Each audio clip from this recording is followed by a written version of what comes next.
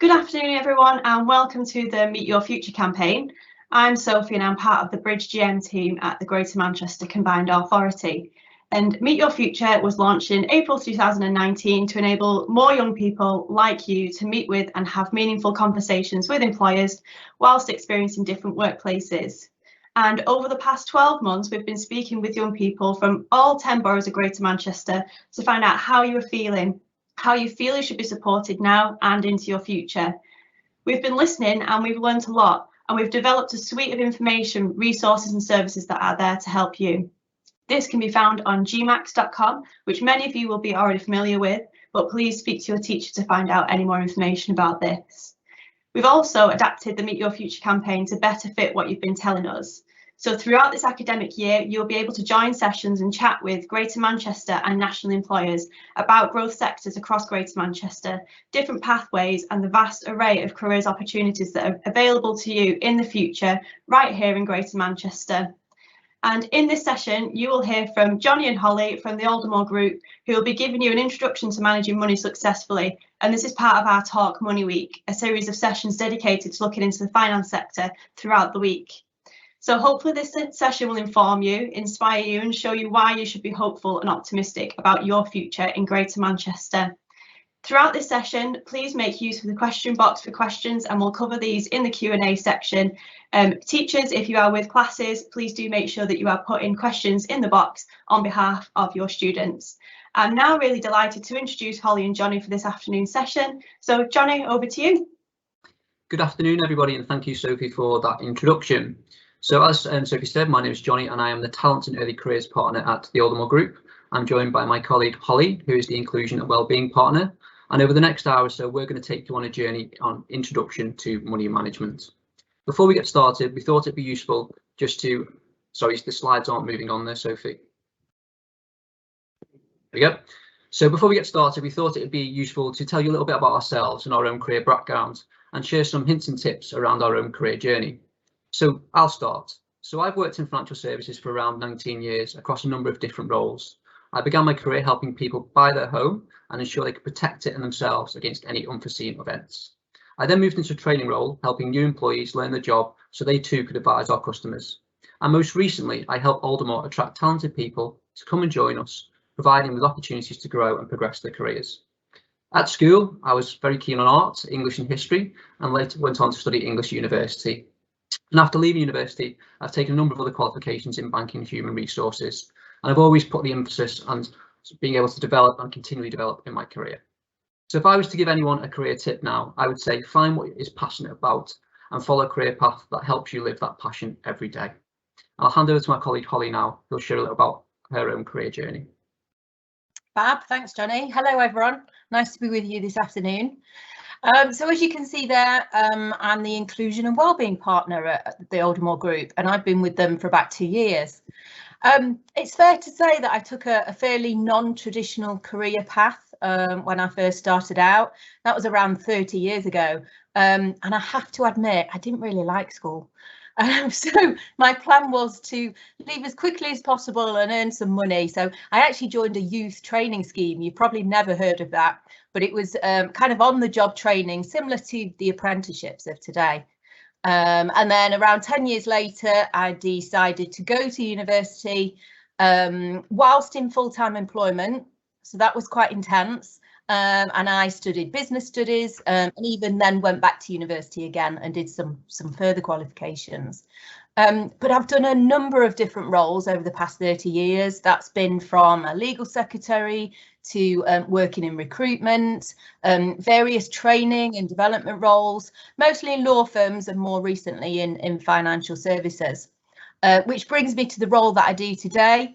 So I help people bring together our picture and our approach to diversity and inclusion and equality, and also raise awareness and provide support on many areas of well-being, which we'll touch on today, such as physical, social, financial and mental well-being. Different to Johnny, I've got a question rather than a tip. And this is something, it's a rhetorical question, but tell me, what is it that you plan to do with your one wild and precious life? That's a deep question there, isn't it? Something we think about. Thanks, Holly, and feel free to put any responses into the chat, and Holly will monitor that and pick it up as we go along. And we're curious to see what your ambitions are for your life and career as you move forward. Thank you, Holly. Fab. So before we get into the session in earnest, really, we're shortly going to meet a character called Sophie. And as a group, we're going to guide Sophie through some key financial decisions. Now, before we get into meeting Sophie, I thought it'd be useful to share a little bit about the Aldermore Group, who me and Holly work for. So the Aldermore Group exists effectively to back people to fulfil life's hopes and dreams. Now, that's our core purpose. Now, one thing I think is really, really important to emphasise is that any business or any company or any organisation needs to have a strong core purpose and understand what they are all about. Now, what we mean in our sense when we say backing people to fulfil life's hopes and dreams, that could be helping people to buy their first home or their first car. It could be helping someone to start a new business or grow their business a little bit further. It could even be helping them save for the future, for their own ambitions and goals that they want to achieve down the road. Now, in order to fulfil this purpose, we have shared values. I'm sure you've spoke about shared values within your own school community, and you all, I'm sure, have your own personal values that you hold close to your own hearts. Now, at the Aldermore Group, as a team, we share 3 very core values, and that is we want to be nimble, lean and strong. We want to give customers a great and compelling customer experience, and we want to have really transformative partnerships with our communities. And that is part of our engagement in the Meet Your Future campaign as well. Now, to meet those values, as colleagues, as team members, we make a promise to each other and our customers that we will be deeply invested, we will value our differences, we will trust each other and not seek to build territory, we will always do the right thing, we will have courage, and we will stay curious. I'd like you just to reflect, and please do feel free to put this in the comments as well, in regards to if you were going to start your own business tomorrow, what would be your purpose? And what are the common values that you feel would be important for that business to have and to share with each other? So that's a little bit about the Aldermore Group and our purpose. We're now going to get into today's session in regards to an introduction to money management.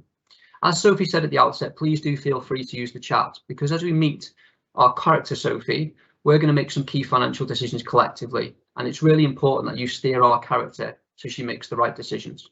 Okay, if we're ready, let's get started. So meet Sophie, a 17-year-old college student. Her friends have told her about a music festival next summer. Loads of her favourite bands and artists are playing. It's quite a long journey to get there, but her friends' parents have said they'll drive them and turn it into a bit of a road trip. Sophie needs to start planning for the trip and how to make it happen, especially when it comes to paying for it. So let's see if we can help her work things through. So we're going to take our first pause of today's session and think about this question. If you were in Sophie's position, what kind of things would you be thinking about to make the trip a reality? So we're going to pause for a minute or so and just wait for some comments to come through. Holly, if you can be monitoring the chat, and if any comments come through, please do jump in and feel free to share them with the group. Will do. So the question is, what kind of things would you be thinking about to make the trip a reality? I'm sure many of you have planned events or had activities of the weekend, whether it's sports events or social occasions with your friends. Some of you may have part-time jobs and started to earn your own money.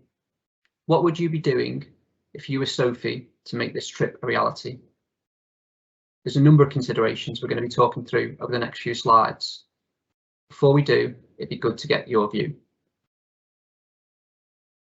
So I'll pause for a few more seconds and just see if any comments come through.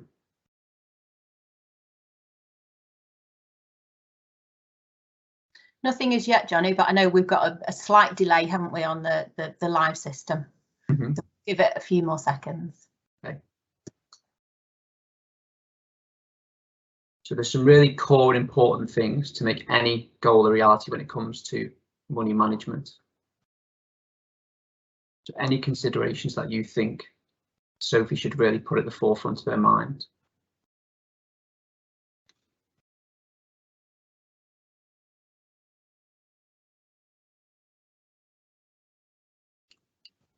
Holly, can you see some of the questions that are coming through? I think we've got a couple now that have started to come through on the chat.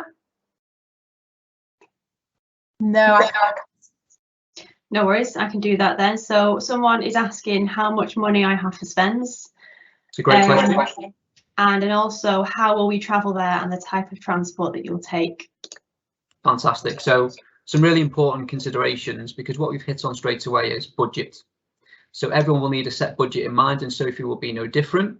So we need a good understanding of what she's got to spend, and that leads us nicely onto our next part of our journey. So let's hear what Sophie's got to say for herself. So my birthday was last month and I received some money from my family, plus I earned a few pounds here and there for odd jobs and errands. Let me check my online bank account to see what I have to work with. So whoever put the comment in around budget, absolutely well done, spot on.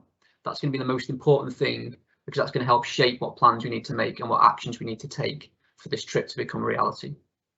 So thinking about budget then, we've got our first task to do collectively together. I'd like you to make a note of some of the things you think Sophie might pay for on a regular basis. So this is outside of this ambition to go on the trip to the music festival. What do we think she might pay for on a regular basis? Sophie's a 17-year-old college student, remember? Now it might be easier if you divide her outgoings into 3 columns: daily expenses, weekly expenses, and monthly expenses. Now, if you've got your own part-time job or your own money, or you get pocket money from your parents or guardians, it might be worth thinking about what you spend on a daily, weekly, and monthly basis, because it might be similar to what Sophie spends on her outgoings too. So I'll repeat the task again. Make a note of some of the things you think Sophie might pay for on a regular basis. It may be easier if you divide her outgoings into 3 columns: daily, weekly, and monthly. So if you'd like to use the comments and chat box again, if you put a D next to daily, a W next to weekly, or an M next to monthly, we'll know what you think that expense is associated to. Sophie, I'll hand over to you to monitor the comments if Holly's having difficulty seeing them come through. I've got them.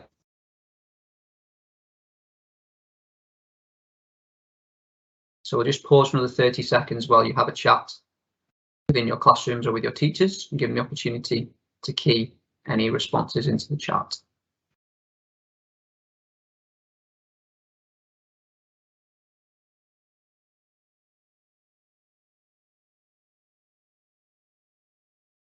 We're going to explore some of these expenses on the next slide and see what it is that Sophie pays out for, and we can have a chat around each of those expenses and our thoughts on them.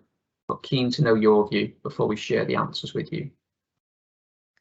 We've got one suggestion that's come in, Johnny. That's a D, so a daily expense. Okay. Money out with friends. Yeah, absolutely. Excellent answer. I think that's something we all enjoy, is spending money on meeting our friends and our social time. Any other responses before we move on? Yeah, we've got a monthly, clothes and trips out. Yeah, clothes can be quite a big expense, can't they? And trips out as well. And this is a good example of a trip out that we're trying to plan and budget for here with this music festival. So thank you for those responses. So let's have a look at what Sophie's monthly outgoings are. So she had a starting balance of £200. Now she's got a couple of outgoings here. So she's got cappuccinos. She spent £12 on those in the last month. So every Monday after college, she grabs a coffee with her friends. She's got a TV streaming service for £10 a month because she loves box sets and movie nights. I think that's something that's become incredibly popular nowadays, whether it's Netflix or Amazon or Disney Plus. There's lots of different options that you can choose from. One of her biggest bills is her mobile phone bill at £50 a month. Her bill's pretty high, and it's often one of her biggest expenses each month.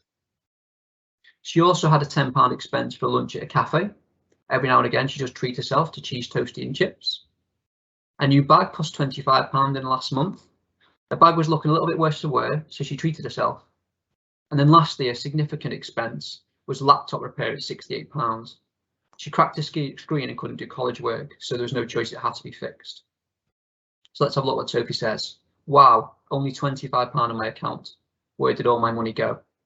You can see how easily money can go out of your account if it's not kept track of and you don't really think about the purchase that you're making. So starting balance of 200 and now only £25 left. So this brings us on to our first important behaviour around money management: wants versus needs. So let's have a think. I guess Sophie spent more than she'd realised. If she's serious about taking this trip, she'll have to spend less money and save up. The key way to do this is to distinguish between needs and wants. This will help you live within your means or not spend more than you have. But what do they mean? So a need is something that is necessary for basic living. A want is something that makes life more enjoyable or more comfortable. So we've got needs and wants. Understanding which expense falls under which category is a first really important behaviour when it comes to effective money management. So we've got our next task. So thinking about the outgoings of a typical household, that can be your parents or guardians, what would you place in the need column and what would be in the want column? This is a question that we asked you to consider in the pre-work, but if you haven't, don't worry. We'll pause now, give you some chance to reflect on this question and this task. To start you off, I'm going to give you an example that might go in each column from a typical household. So in the need column would be somebody's mortgage payment or their rent. I think we'd all agree that having a roof over our head is an essential, so therefore that expense would fall in the need column. The want column might be a TV subscription service like Sky or BT or Amazon. It's something that makes life more comfortable and enjoyable, but if push comes to shove, it's not an essential. So feel free to use the chat box once again. If you'd like to put your expense down and put an N next to those you are suggesting is a need and a W next to those you are suggesting is a want. Once again, pause and wait for some of your responses to come in. And Holly, please do share them when they start to filter through. We've got food shopping that's come through already. I'm guessing that's a need. Thank you, Holly. That's a really interesting one, food shopping, because there's an argument to say it's absolutely a need. You know, that it's essential that we are able to obviously feed and nourish ourselves. What we put in the basket could be a different conversation and it could fall in the want column. So that's a really interesting answer. Whoever's put that one in the comments box, thank you. We've got some more come through. Petrol and paying for the car. Absolutely, fantastic answer. So it's essential that people need to be able to either drop children off at school or be able to go to their workplace. So petrol in this instance would absolutely be a need. I'll take one more, Holly, if there is, before we move on. Yep.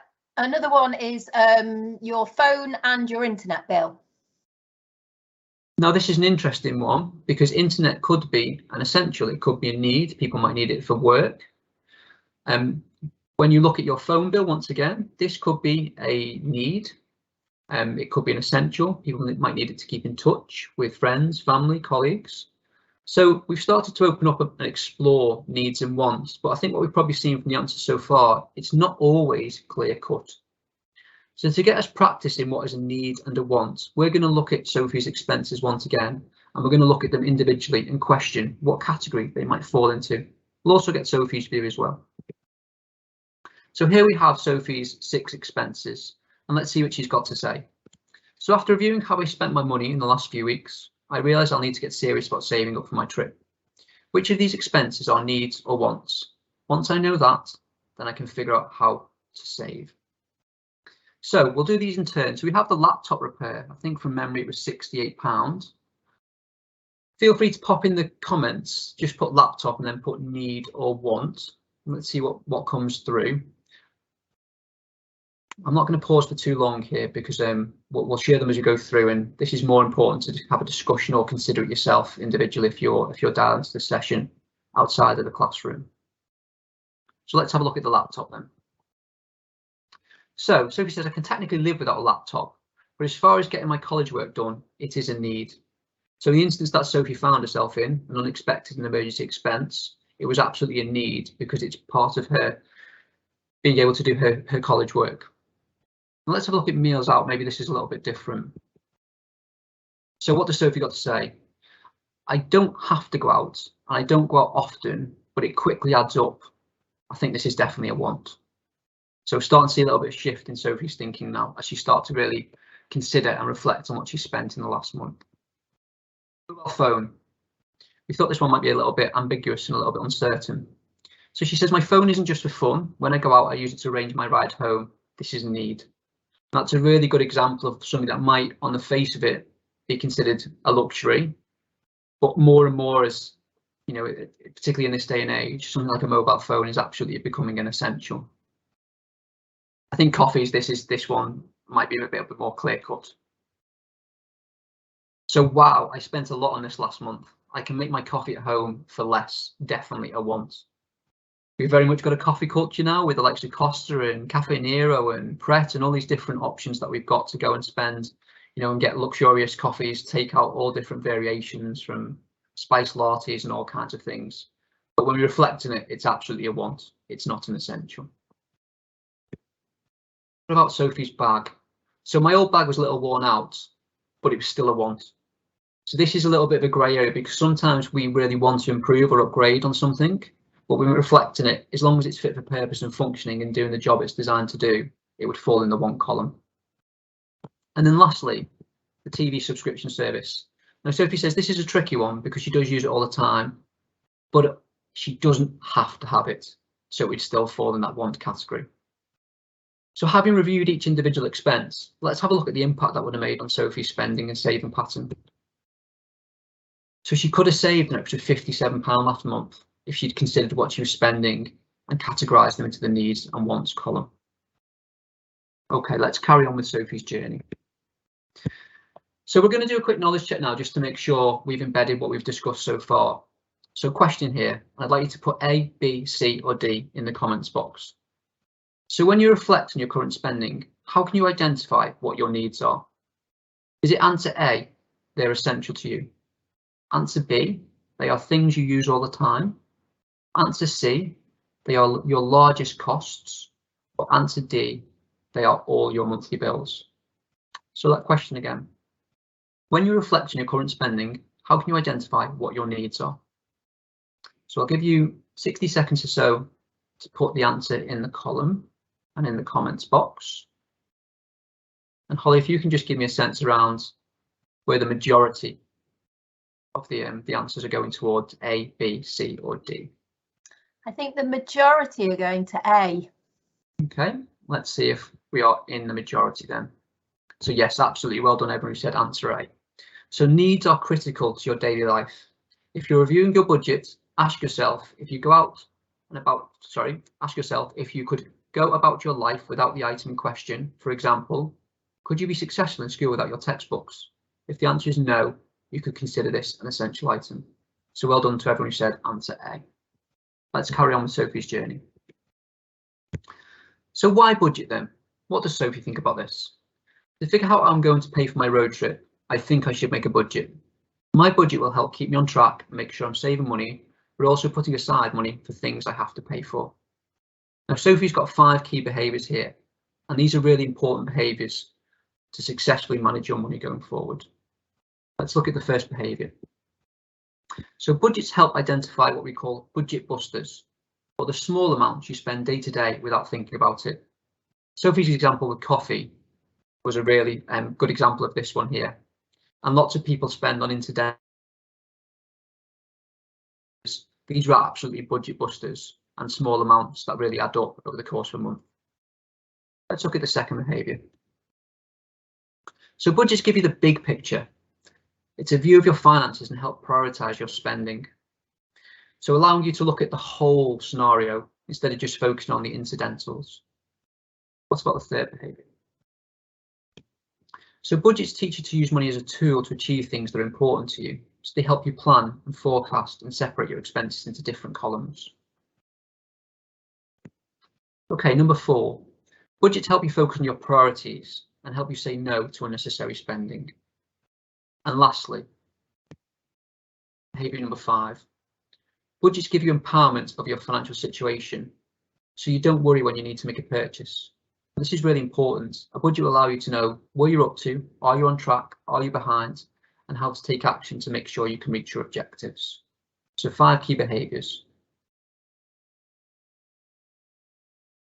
Okay, let's look at our next strategy to effective money management. So Sophie says, I know I should save more and focus on spending less on my wants than my needs, but how will I know if I'm saving enough? I searched online for budget strategies and kept seeing this thing called the 50-20-30 rule. I wonder if it'll work for me. So let's explore it together. The 50-20-30 rule. This says that 50% of your money should go towards paying your needs. And we've already discussed these might be things like your mobile phone bill, your rent, your mortgage, your electricity bills, water bill, so on and so forth. 20% of your money should go towards saving or paying off money you owe to others, debts. And lastly, 20% of your money can be spent on things you want to buy but don't necessarily need, like days out, coffees, so on and so forth. It's a really effective way of splitting the money you do have. Remember, in this instance, Sophie started with £200 into 3 really distinct categories: 50, 20, 30. So let's see what Sophie thinks about it now. This actually doesn't sound so bad. Creating a budget is a little intimidating, but this is easy enough to remember. Plus, I can still spend money on the things I want, not just what I need. Road trip, here I come. So now Sophie started to get some really important information around how to budget, how to categorise her money, and the difference between needs and wants. How on earth do we track spending? So no matter how you do it, the key is to be disciplined and keep things up to date. Here are some strategies that you could use. So you may like to write down your income and expenses in a notebook. Keep a running list every time you spend money, then track how you're doing compared to your budget. This is a great way if you like to track your spending offline. Alternatively, you could take 3 envelopes and label each one as needs, wants and savings. Now think about the 50, 20, 30 rule that we just spoke about on the previous slide. When you receive money, put it in the envelope designated for each category. Once the envelope is empty, you're done spending for that month. This is great if you have trouble with overspending. It's also most helpful if you typically receive cash from your work or employment. A strategy could be you could create and track a budget using one of the many apps and software programs out there. Simply add expenses as they happen or link your accounts to automatically track your expenses. This is great if you already use online banking. There's more and more of these apps coming to market now, and the way they start to intertwine with online banking is making this a really effective way of managing your money. Or lastly, you could use a spreadsheet tracking similar to a notebook or paper budget, but it's done on a computer. This is good if you prefer to customize and update your budget and don't want to do manual calculations. So we've got 4 key methods of tracking spending. Let's pause again from the brief knowledge check. So which of these is a benefit of creating a budget? And we've got 4 answers once again. So is it answer A, reaching your financial goals? Answer B, reducing stress? Answer C, revealing wasteful spending? Or answer D, all of the above? So we'll pause again, just to wait for some comments to come through in your responses. And I'll repeat the question while we wait. So which of these is a benefit of creating a budget? Reaching your financial goals, reducing stress, revealing wasteful spending, or all of the above? And Holly, once the answers start to come through, can you give me a general sense around where the majority are leaning towards? We've had a couple of answers through already. Okay. They're both the same. They're all pointing to D. Okay, fantastic. Let's have a look. So if you said answer D, you're absolutely spot on. So all of these are benefits of creating a budget. Other benefits include learning to use money as a tool for your future and creating new habits once you've reflected on your current spending habits. So well done. These quick knowledge checks are proving very valuable and showing that you have got to grips with basic money management. So well done all. Okay, let's pick up Sophie's story where we left off. So beside the things I buy every month for my bills, I'm going to need to make a few more purchases for the trip. I'll need to buy camping gear, petrol during the road trip, and tickets to the festival. The list goes on. I want to buy the festival tickets soon before they sell out. No ticket, no road trip. But the tickets are pretty expensive, £200, and I don't have the £200 right now. But maybe I could ask my older brother if he could use his credit card. He's away at university and has a credit card he uses for stuff like his books. I'll write him an email and see if he's feeling generous. Let's see how this plays out for Sophie. So here we've got the email. Just got his reply. It's not a no, but I've got some research to do. So let's read the email together. Hey Sophie, sounds like a fun trip. I'll consider helping you out, but first you need to understand what you're asking for. Check out this article I linked to and message me back when you're done. So let's have a look at the article. Your ability to open a credit card depends largely on your credit score. When you qualify for a credit card, there are terms you agree to with the credit card company. Be thoughtful about your credit card purchases. While the credit card can help you make purchases, it's important to know that there is a cost to borrowing. Zach. Okay, so it sounds like we've got to help Sophie with a bit of research. So let's get into that. So there's some really important terms when it comes to credit. So let's have a look at these as a starting point. So a credit score. A credit score is calculated based on someone's creditworthiness or whether they are likely to pay back the money on time. And this is based on how they repaid credit in the past. Everyone over 18 will have a credit score.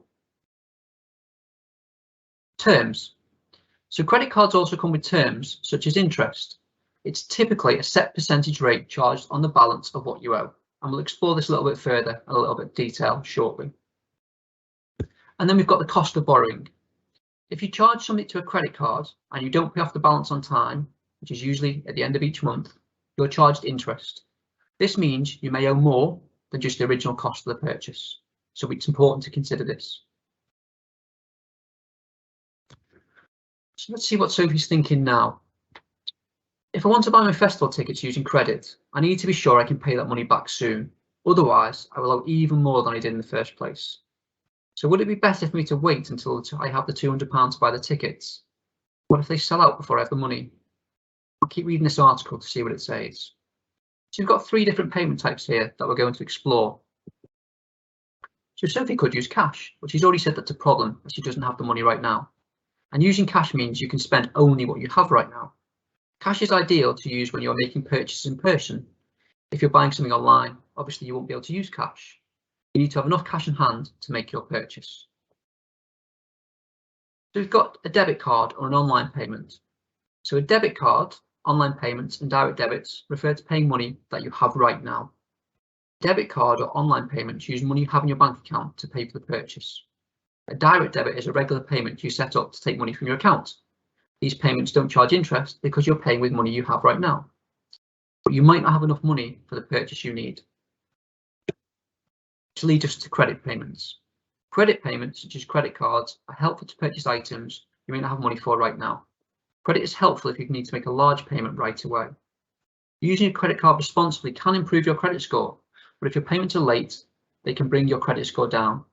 If you don't make payments on time, you're charged interest. So you've got some considerations there.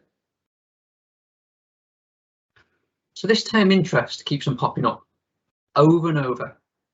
Sophie's going to keep reading to see what else she needs to know. So interest is the price of a loan. You're charged interest if you don't pay off your full balance by the due date each month. Interest is usually charged daily if you don't pay off the balance. So Sophie says, I understand I should use credit only for certain types of purchases. So should I use credit to buy the festival tickets? How should I pay for the things that I need? So we've got 4 items down the left-hand side of the slide that we're currently looking at together. And once again, I'd like you to use the comments box to share your view. So we've got some tickets. We've got a daily coffee. We've got a mobile phone bill. And we've got the laptop representing the laptop repair. Thinking about the 3 different payment methods, cash, debit or direct debit payments, and credit or a loan, how would you pay for the items that are listed on the left-hand side? So if you just write the item down, so for example, ticket, and then the payment type that you would use, coffee, and the payment type that you would use, phone, and the payment type that you would use, laptop repair, and the payment type that you would use. So I'll pause briefly while you have a chat amongst each other, and if applicable, feed answers through to your teacher to put into the comments box. This is a really important part of money management. There's a lot of people who get into financial difficulty do so by choosing the wrong payment method on which to purchase the items that they need or want. So Holly, I'll hand over to you just to monitor the comments again briefly. This one might be a little bit of a more detailed discussion. Yep, we're starting to get a couple through. Okay.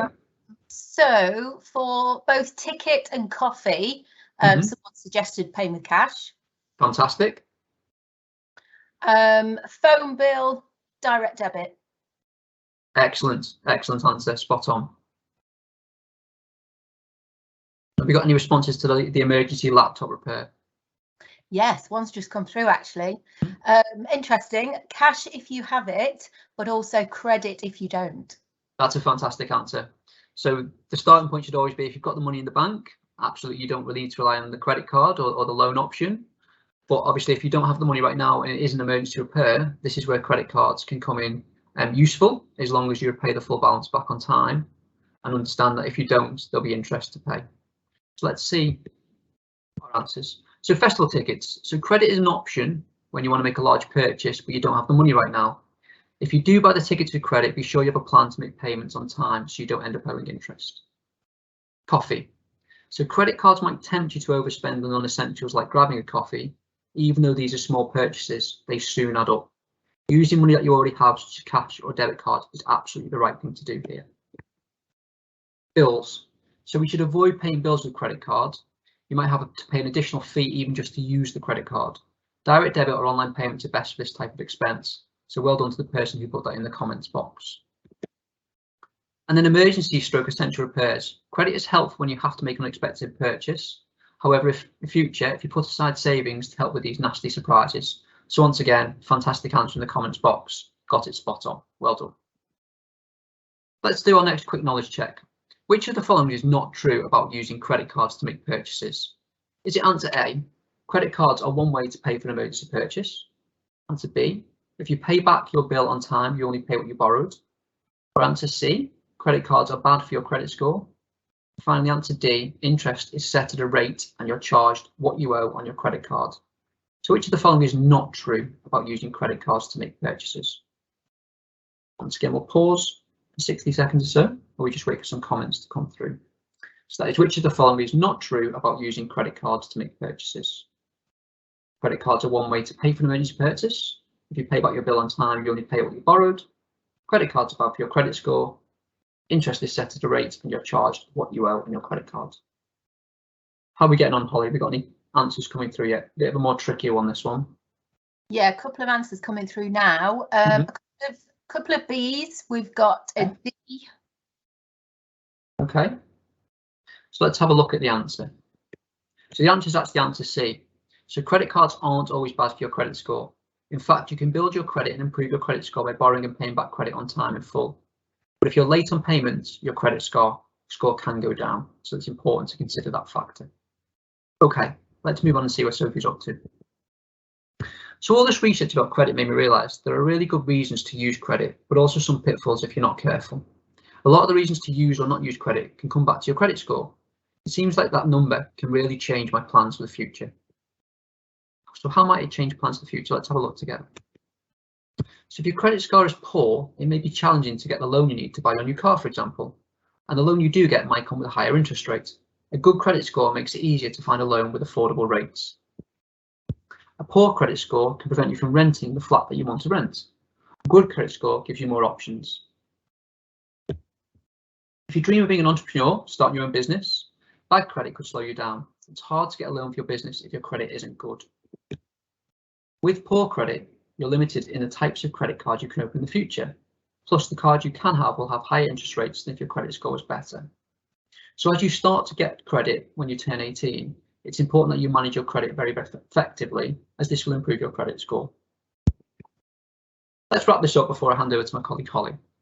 So what's Sophie got to say?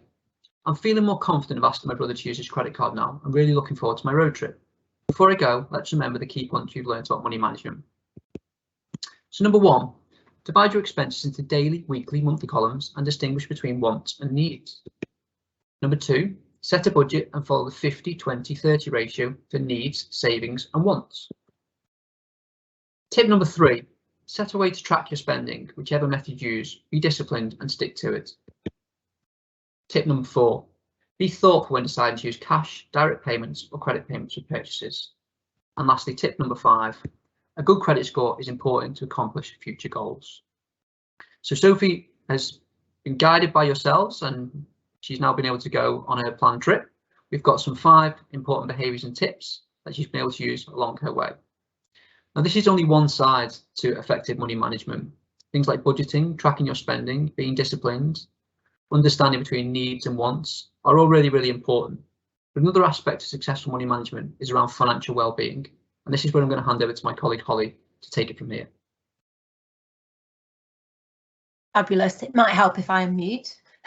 Johnny, thank you very much. That's been a brilliant journey with Sophie. And we will come back to Sophie when we talk about some of the elements around financial health and well-being. Yes, here we go. Fabulous. So before we start, quick question for you.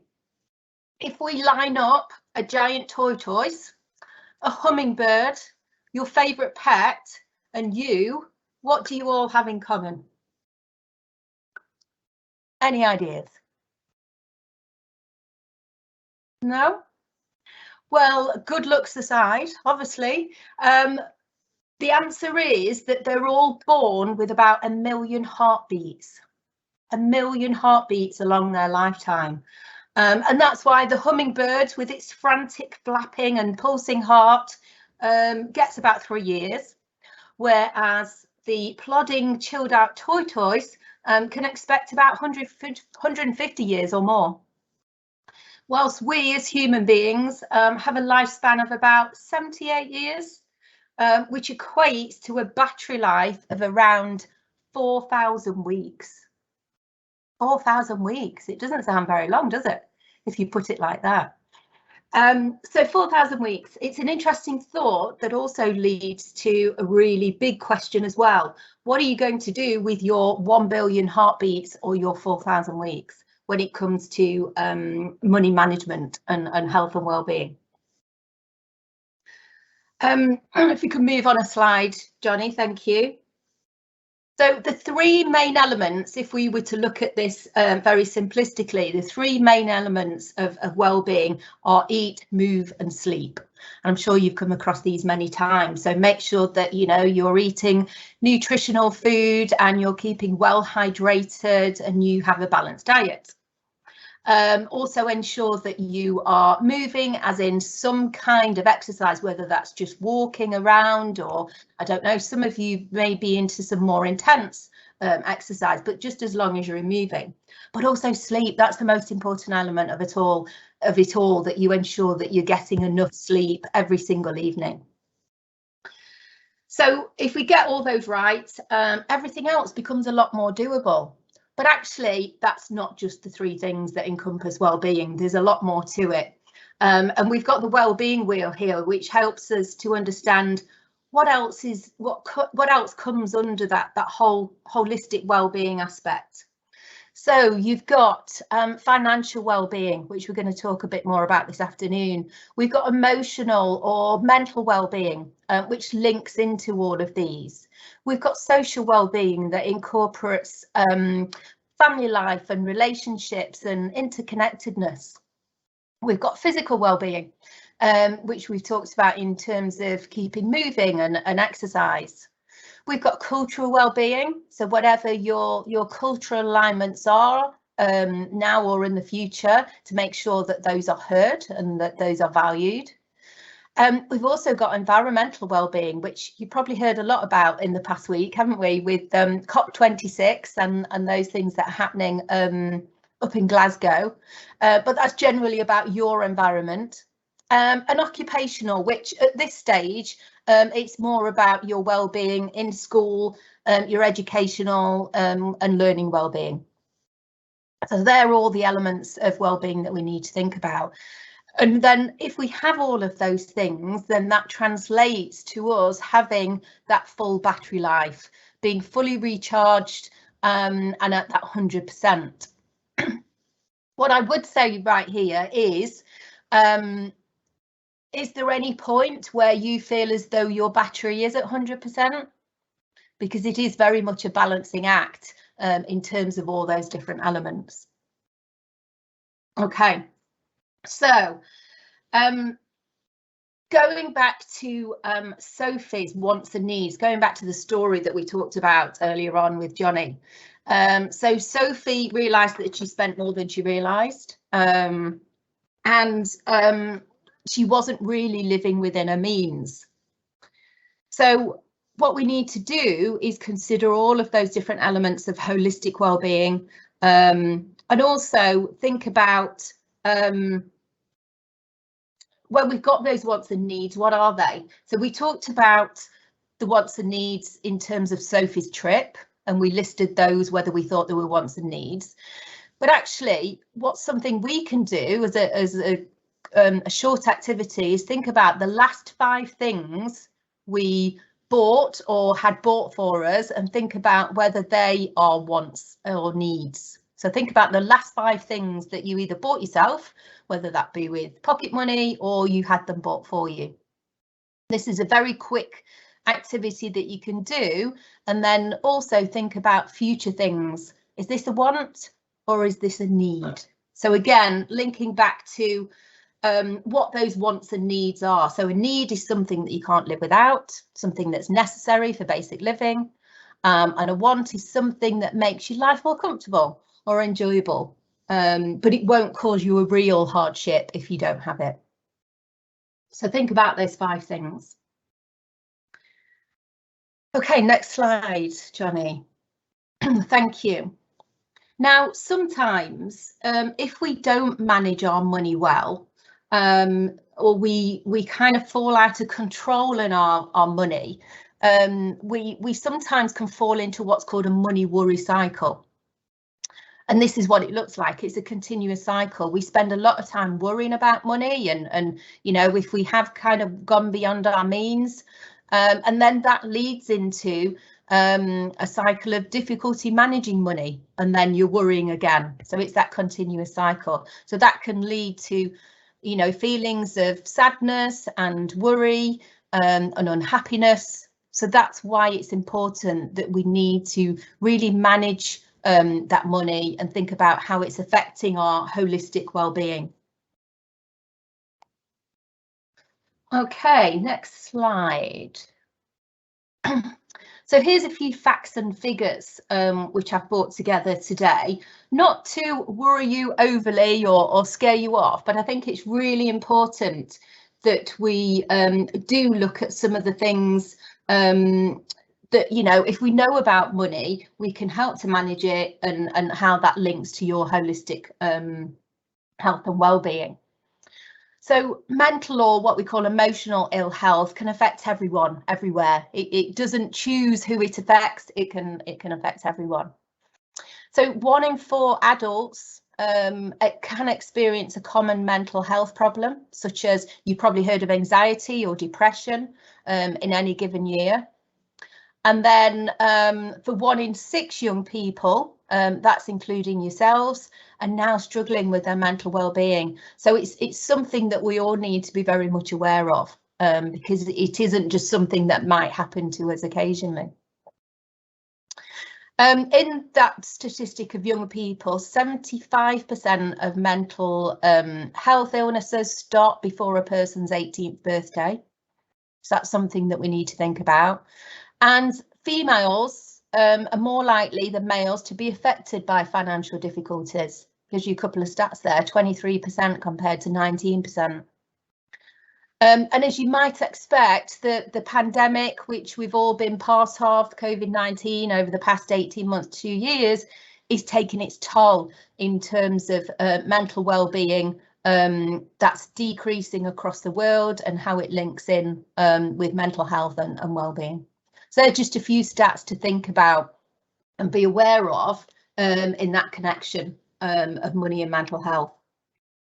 And actually, there are a number of different pressures that we will all come across when we're looking to control and manage our money. They could be friends, you know, friends saying, come out with us, come and spend your money, we're going away for the weekend. Or it could be family, it could be adverts that you see online or television. It could be birthdays and Christmas, where you could feel pressurised into, you know, buying presents for friends and family. So there are a number of different things that can put pressure on how you spend your money, and it's how those choices affect that pressure. And some of those choices are made depending on how cautious or carefree we are in ourselves. So how do we summarise the key session today? What have we learnt today? Well, money doesn't grow on trees, no matter what you've heard, nor can it be found at the end of the rainbow. But the most important thing to remember is that our health and well-being is very important. and we should do everything that we can do to keep our battery levels fully recharged and in good condition at all times. And obviously, hopefully you can now all understand a little bit more how important it is to learn how to manage your money and your finances effectively, and recognise how doing so will help your well-being too. Okay, very quickly then, just to mention that good well-being, health and well-being, doesn't always mean that you'll be sad or, you know, feel low. It's normal to feel sad. It's normal to feel angry and anxious sometimes.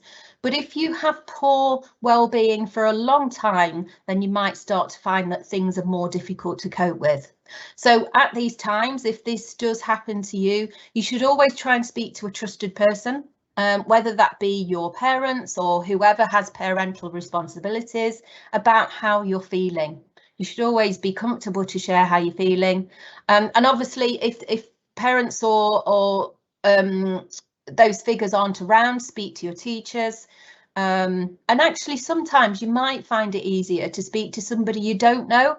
And there are support lines and websites out there. This is just a quick signpost to everybody, so you know what kind of support functions are out there.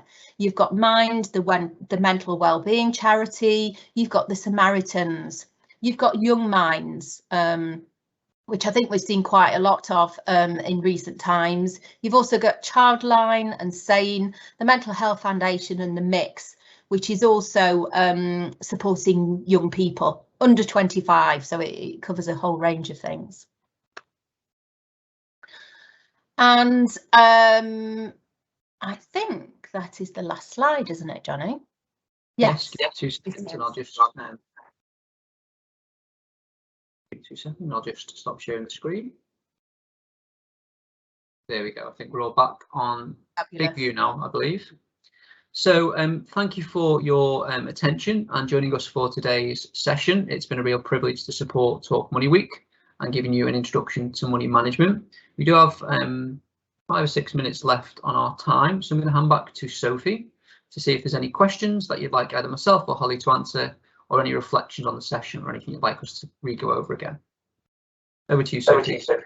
Yeah, thank you so much to both Johnny and Holly. I've learned something from that session. I'm absolutely going to be using the 50-20-30 rule for my savings as well. There was a question that came up, but which more a generic question throughout the session, and it was asking for any recommendations of an app that could kind of possibly help with money management, or maybe if you are a young person, so if you are in year 7, 8, 9 at the minute, and you don't have, you might have pocket money, or you might have a part-time job, what would be your first recommendation in order for them to start kind of managing their money effectively? What kind of bank account, for instance, do you think would be the best solution for them to start off with? Yeah, so I'm happy to come in and try and answer those. So in regards to apps, I'm reticent to kind of pinpoint one, because there's many that are out there. I think if you look at a number of the different government websites as well, they will give you some different strategies and build on some of the content that me and Holly have spoken about today as well. So I'm not going to pinpoint an app in particular. I can tell you what I use personally, I find very effective. I'm a little bit old school when it comes to that, is an Excel spreadsheet. So I have an Excel spreadsheet on my computer at home. It allows me to track my bills, and you can get many free Excel spreadsheets that are set up for money management. If you have a standard Excel package, when you open the Excel document, you have the opportunity to open a blank document, or one of the options you do have is a budget calculator already inbuilt within Excel. So that is what I personally would recommend, because it's the easiest to control. It's the safest in regards to your own data in that sense as well. So I use Excel personally. What was the second question again, Sophie? With regards to bank accounts. Yeah, to start in opening a bank account for the first time. Yeah. So if I was in year 7, one of the best pieces of advice I can give you is that the earlier that you engage with money and have responsibility for your own pocket money or your own part-time income, the better, really, because it gets you used to some of the language and some of the jargon that surrounds financial services. I would recommend that you open a bank account, if that's before you're 16, there'll be a specific type of bank account that all banks offer. Just go into your bank with your parents I'm sure they'd be happy to discuss it with you. Often this will give you a debit card, allowing you to draw money out from the hole in the wall or pay in shops for certain things. And that might include things like contactless payments. So nowadays it's getting more and more creative in regards to being able to pay on your phone or your smartwatch. So the best bank account I would recommend you open is a standard current account, it would be called, and that gives you a debit card. And then once you obviously go through your financial journey, you grow older, you have the options of going into student accounts, and then the options of looking at finance, credit cards, loans, and ultimately you may even look to get a mortgage out, which will be, I imagine, your biggest financial commitment. But the earlier you start your journey into some of the financial terms and jargon, the better it is, because the more familiar you'll become with money. As you do so, please use the basic strategies that we've given you, because they'll really support that journey. Brilliant, thank you. We've just had an amazing question. So what are the starting, so when you first get a credit score, what's your kind of starting score, and when should Key Stage 3 students that are on this now, so you know, year 7, 8s and 9s, be thinking about building a credit score? Oh, what a fantastic question. Whoever put that one in, what a super question. Credit scores are complex by their nature because they have lots of different influencing factors and variables that go towards your credit score. There's a number of things that influence your credit score that you wouldn't even imagine would influence it. For example, if you vote in this country, so you're over 18, you are able to register on something called the voters roll, which comes to your home address. Now, being registered on the voters roll will, for example, improve your credit score. Now, on the face of it, you might think, well, that's nothing to do with my credit score, but it confirms that someone is secure in that address so that they can vote from that position. So there's lots and lots of different factors. You can't start building your credit score until you're 18 years old, because that's legally when you can start to take out credit. Now, when you start and you turn 18, your credit score will be a little bit lower, and it will start to improve as people start to understand that you will be a good borrower, you will pay on time, you will pay any debts that you take on board. But the earlier you can start doing it after 18 to build up that credit score once again, the quicker that credit score will start to change. It changes pretty much on a monthly basis. There's a number of primary credit reference agencies, which I won't name now because I don't think that's necessary, but the combination of those will often build your credit score, and different lenders, different banks, different building societies will reference different credit reference agencies out of the ones that are out there. But like I say, the key thing is, if you build up your credit, pay it back on time, use it wisely and with the guidance that we've given you today, and that will really help you as you move forward, being able to take up things like a loan to buy your first car or a mortgage to buy your first home. One of the most important errors is the wrong word, but it's probably too strong a word.